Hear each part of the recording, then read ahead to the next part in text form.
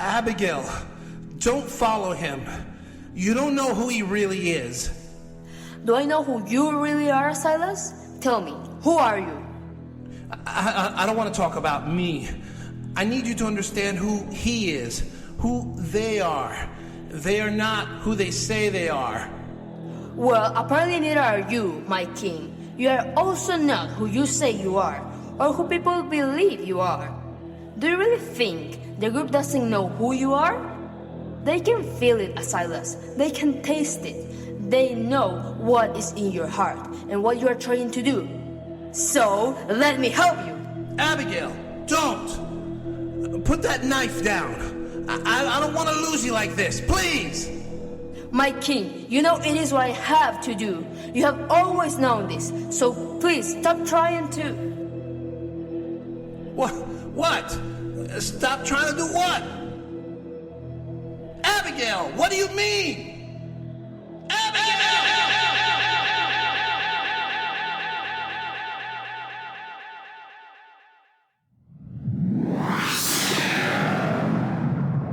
New Kingdom Radio Theater. New Kingdom Radio Theater presents The Beggar, the first film by the writer-director of The Rise of King Asilas, JV&x. Get a glimpse of King Asilas' America in this thrilling short flick. Now making its rounds through the film festival circuit, the only place to watch this movie is on our Patreon. Go to patreon.com/King Asilas and sign up for as little as $1. Critics say The Beggar is outstanding. First-time director JV&x is way ahead of the curve, say indie filmmakers. If you listen to King Asilas, you have to see The Beggar. Go to patreon.com/King Asilas or click the link in the show notes and watch this thrilling flick today.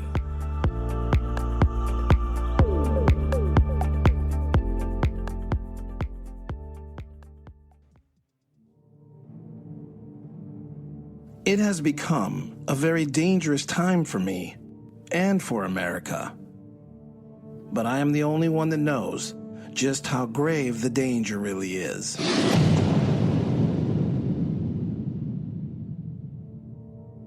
Let me begin with disclosing I can be honest with certain people about certain things, but not completely honest with everyone in general.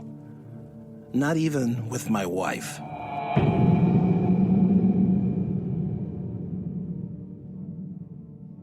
And it's not because I wish to deceive people. In truth, there are particular details about me, about the world we live in, about how people are governed, that would be so overwhelming, so disheartening, that most would be unable to process it.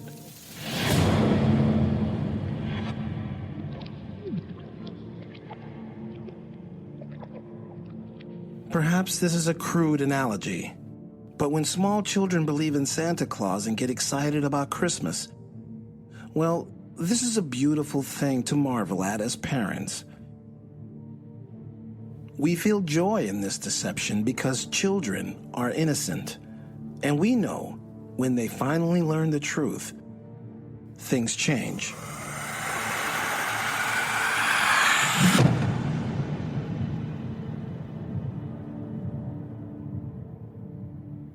Everything changes when we learn the truth. I certainly changed when I learned the truth about the United States, about who was actually running the country, who chose our leaders in dark halls and secret locations, and secret clubs of mostly men who smoked cigars, drank exotic elixirs, and decided the lunacy that overtook our country and ultimately the world. For generations, these people marveled at how their plans directed the people, how their adaptation of reality was largely accepted without question, and created the social landscape necessary for their desired malice.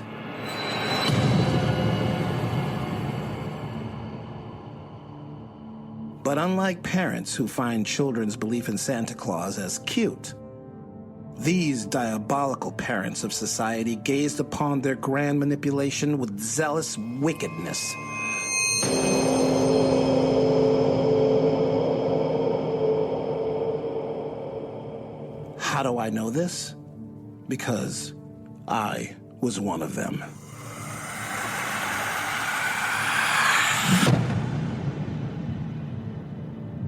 The president was right. This whole thing was planned a long time ago. And I was one of the planners. I was one of the highest-ranking officials of the Monster Group. They aren't really called the Monsters, but I call them that because that's what they are.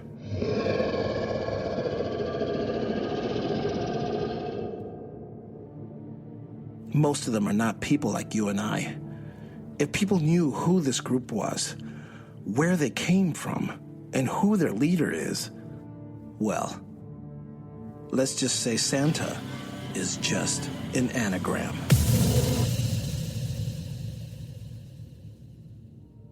So you see, in order to do what is right for my people, I have to turn against them. Because they deceived me too. However, they think they are invincible, or at least literally unstoppable. They're not. And I have a plan. I know only one of them is immortal. And the rest can die just like you and I.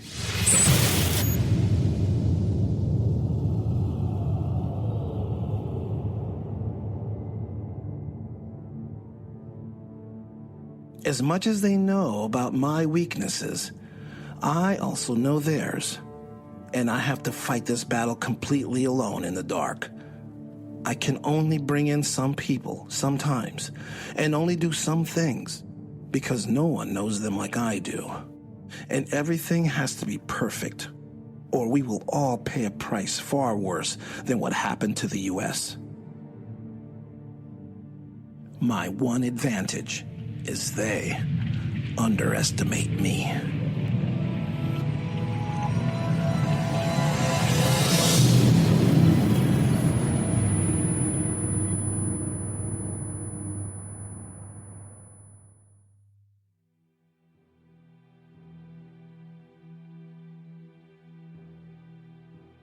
In spite of King Asilas's inner troubles, most people were oblivious to his conflicts. He was mostly loved by the citizens of America. His image seemed to be everywhere, and always with smiles and bright colors. He was a champion for the working class and promoted families staying together, so pictures of the king and his family were a fixture in society, both in public and even in people's homes. America became a country with great national pride and also more religious, with much of the population declaring themselves Christian. Of course, people of different faiths and even atheists were protected under the king's laws. People had become richer too. Poverty was virtually non-existent. And if any group or individual openly spoke out against the king or the nation, they were quickly arrested. The king wanted people to feel proud of their country and proud to be Americans. No matter the cost, nor who it put him at odds with.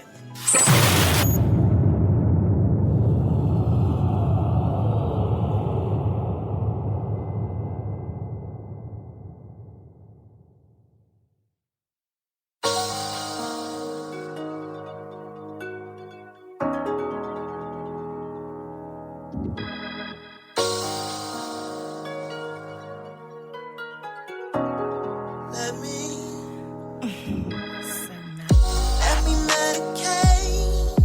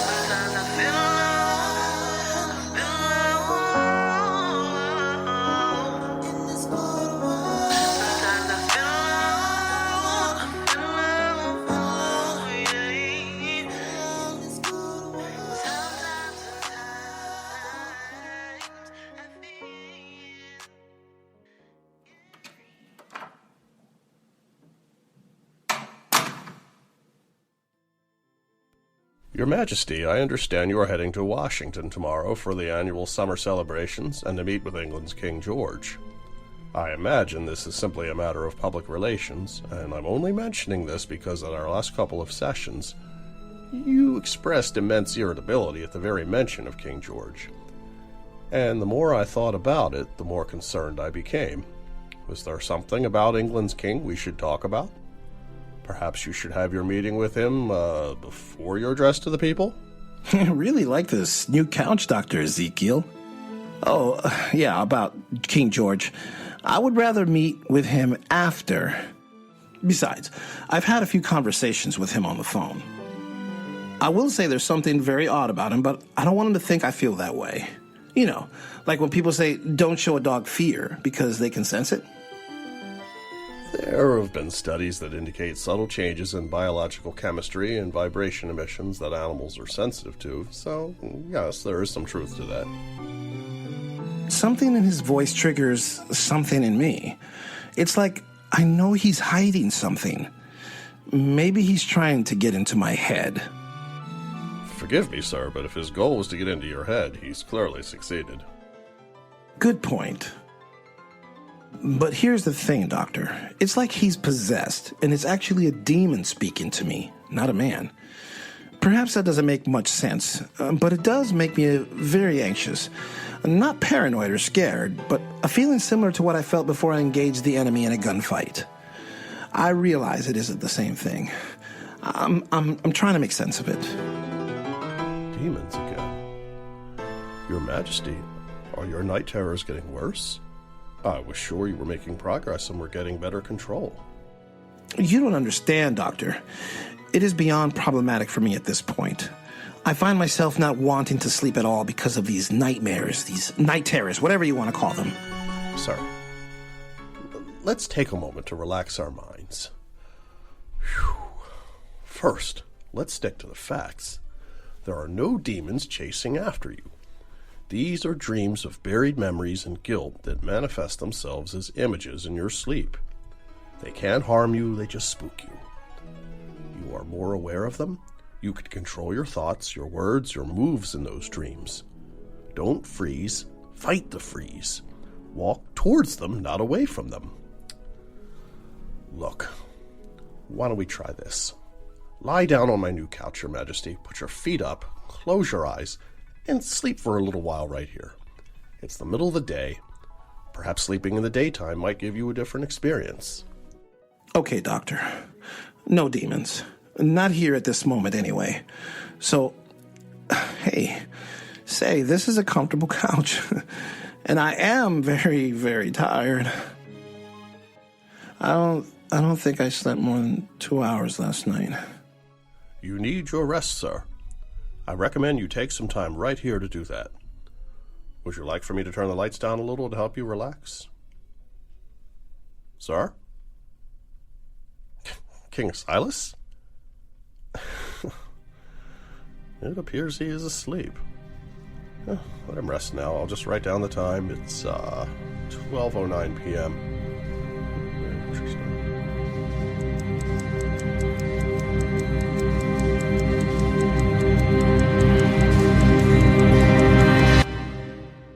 What? Where am I? What am I doing here? Dr. Ezekiel. Your Majesty, you are finally awake. How do you feel? Well, actually, I feel great. Energized. How long was I asleep? Well, let me look in my notes here. You went to sleep at 12:09, and now it is exactly 9 o'clock p.m., so just under 9 hours. Wow. I haven't slept that long since I don't know when. Well, this is wonderful, sir. I think you will be more than ready for tomorrow's celebrations. I'm actually glad you woke up on your own because your guards and the Queen and Quentin Capone and the whole world, it seems, have been frantically looking and asking for you, but your assistants informed everyone you were taking some time to rest. I really didn't want to be the one to wake you.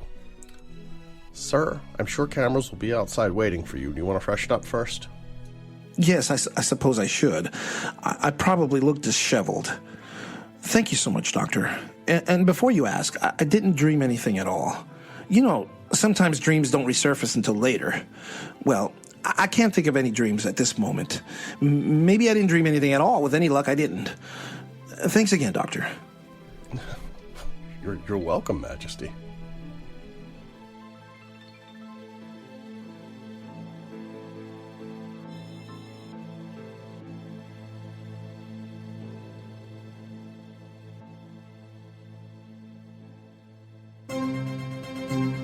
Eyewitness News, when you want the news first. In the news this morning, King Asilas and Queen Rebecca are boarding Air Force One for their trip to Washington, D.C. America's royal family will be meeting with England's royal family for a celebration to commemorate the alliance between the new Kingdom of America and Great Britain. On your screen now is Air Force One about to take off from Newark International Airport.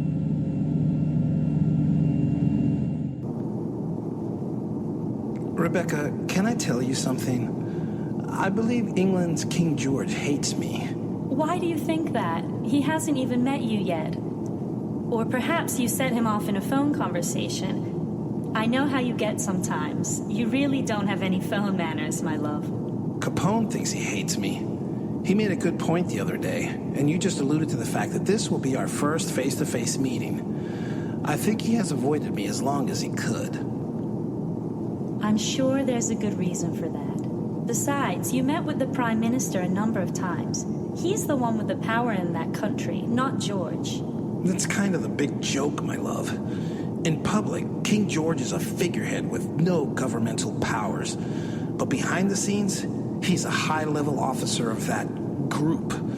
He and his privileged family are an army of reptiles. You know how they operate. I tell you, the whole public song and dance makes me sick. At least in America, we have the gall to say the king is in charge and bleeds human blood. George is a cold-blooded recipient of welfare for the rich elite. Just sickening. Sounds like you have no love for him either. I think you are just worried he'll try to make you feel inferior, Asilas, and this is beneath you. King George is probably a snob, but harmless in the grand scheme of things. I disagree. I believe he is much more powerful than anyone realizes. Think about it. Since Russia backed those separatist groups in the war, England basically took over Western Europe and Russia. King George is always on the news visiting or doing some charity something or other. I'm telling you, there's more to all that. Sure, they have puppet leaders there, but they are extensions of Great Britain, and George is involved in all the governing. I'm sure of it. That makes George much more of a force than anyone gives him credit for. It's underhand, exactly the way they like it. And I believe these European alliances are meant to intimidate America and eventually destroy us. I don't trust them one bit. Asilas, are you worried they'll outsmart you? Because they won't. Are you worried they'll outgun you? Don't be. America will always have the advantage because they have you. You're not some upper-crust frat that had a silver spoon your whole life. You fought in wars. You led men and women to victory on the battlefield. You clawed and fought and outsmarted everyone all the way to the throne. You have something they'll never have. Guts and brains and the experience of war and triumph.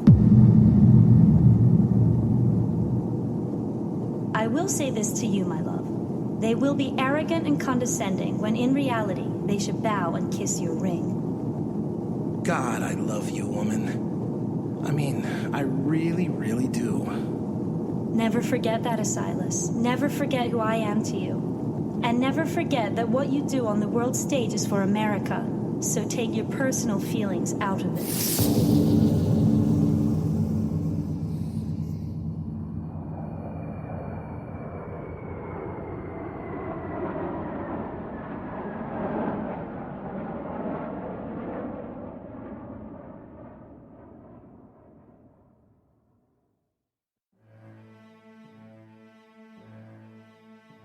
England's King George presented an image to the world, an image of benevolence and charity.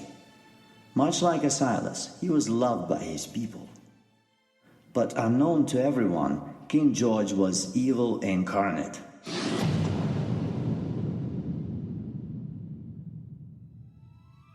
He was an instrument of wicked plans orchestrated by the group Asilas referred to as the Monsters.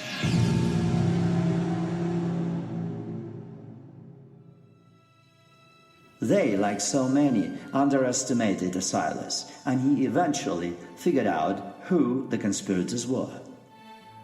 Because, as Asilas learned in time, that group was not like any other group. They had one goal, and would cannibalize themselves if necessary, and often did so in order to achieve world domination.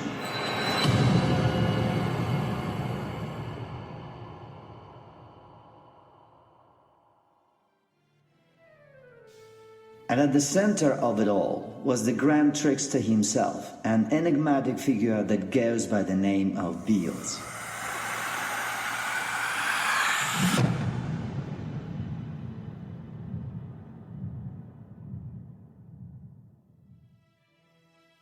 Asilas did not want to meet with King George until after he addressed the public in Washington, D.C., but George insisted. Asilas was already convinced George was merely a mouthpiece for Beals, and in their private meeting, he realized he was right all along.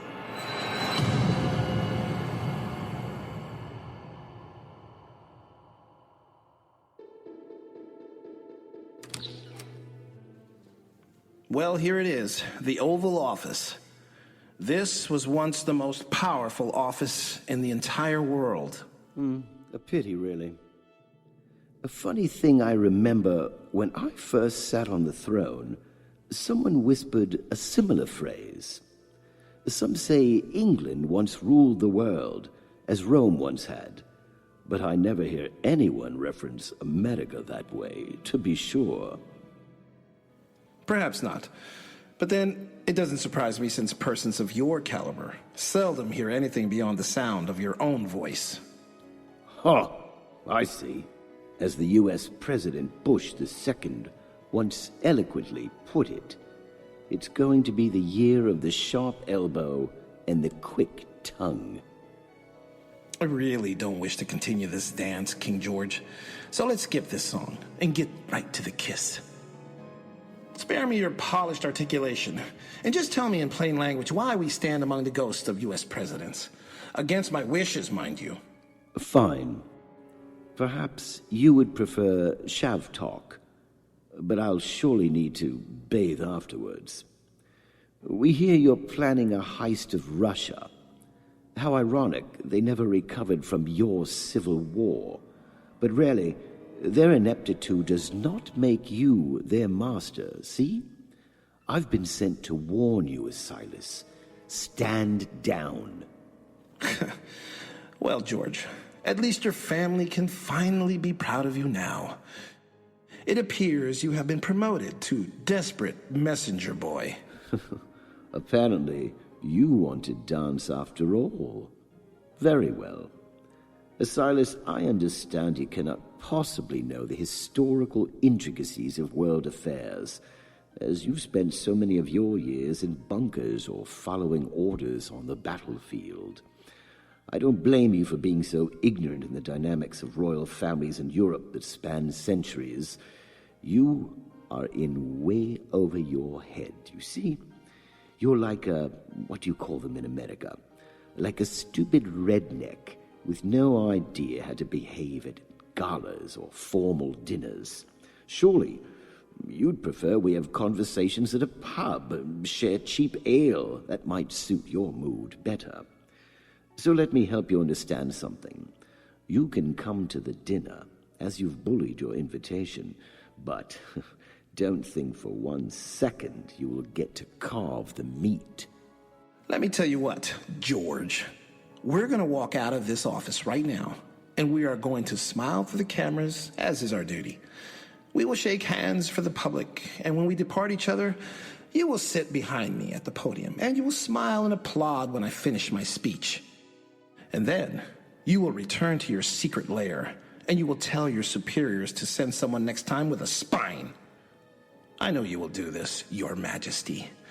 You are so well trained. In America, the king does not run errands for those too cowardice to show their faces in the light of day.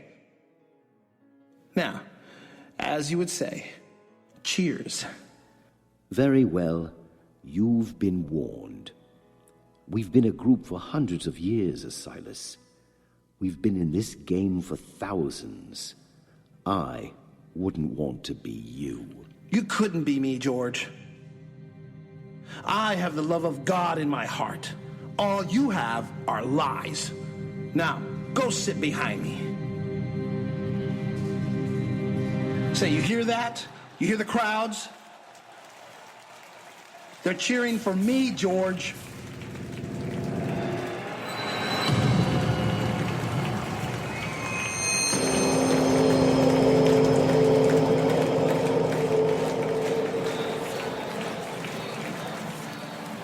My people of the new kingdom of America, I am happy because we have reached the milestone.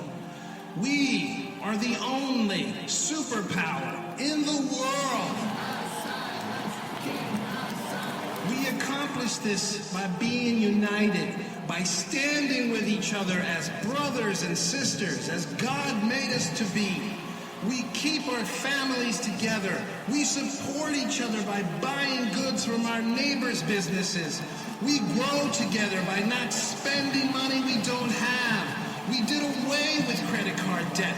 We relish what we already have and do not cover the possessions of others. And now we are richer and stronger and happier as a people. But our prosperity has made certain people angry. There are some among us that want to choke us in debt. They feed off of desperation and ignorance. They revile our success, abhor our intelligence as a society, but our spirits will not be broken. Our love of God and patriotism will not be shaken. I say to you, my brothers and sisters, money has no worth greater than the lives, the breath, and the love of the people. When I was blessed with becoming your king, I thought long and hard about what it means to be a king. I was not born into it like my guests behind me. I was not groomed to be king, nor did the thought ever cross my mind when I was in the army. But our old government were like locusts, devouring everything in their path until nothing was left. I had to stand up. I had to take charge. And now we are here, in the light of the sun, in the ascension of goodwill and love. So, my people, let me just say, I love my country. The world is not a possession, but a gift of love. We will defeat the evil in this world, and we will defeat it together.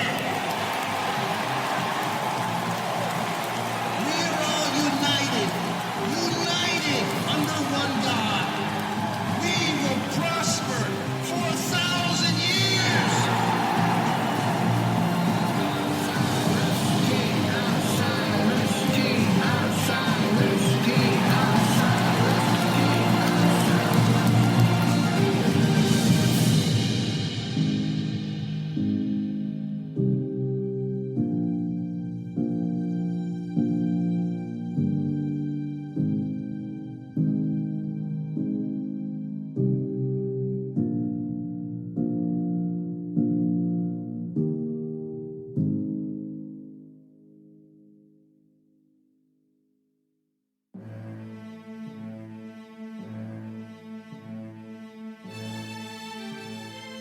You have been listening to The Rise of King Asilas, Episode 3, The Monster Group, starring JV Torres as King Asilas, Jeff Ellis as Dr. Ezekiel, Meg McDonald as Queen Rebecca, Don Radzinski as Newsreader, Naomi Castillo as Abigail, J.J. Crown as King George, and narrated by Sergei Brezhnikov.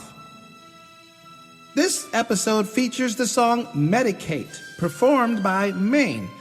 Visit Maine's site at www.iammayne.com. Other contributors include Audio Jungle, Inspector J, and Cyclone 8472 at freesound.org, and score by Brian Shaviri. For more information about this production, the music, and the cast, please visit our website at www.theriseofkingasilas.com and subscribe to this podcast. This production is copyrighted 2017 by New Kingdom Radio Theater in Baltimore, Maryland. All rights reserved. And stay tuned for episode 4.